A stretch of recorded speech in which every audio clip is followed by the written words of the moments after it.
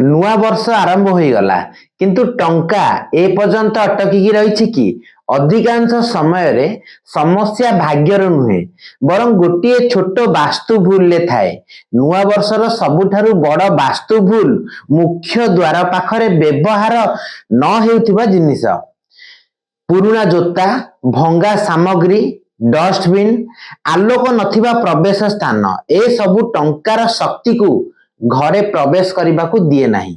लक्ष्मी सदा सफा खोला और उज्जवल स्थान को निज वासस्थान भाव बाछंती। सिंपल उपाय कहूची, आज ही मुख्य द्वार को सफा करंतु, टंकार पथ खोलंतु, मुख्य द्वार सामने एक दीप जालंतु किंबा सबुज गछटी आपण रखंतु। मुख्य द्वार को सबु बेले सफा और उज्जवल आपण रखंतु। जदि आपण टंका अटकी रहिछि आपण बंद करबा को चाहंती तेबे एही वीडियोटी आपण सेव करंतु एवं परिवार सहित शेयर करंतु एवं कमेंट करंतु रेडी फॉर वेल्थ।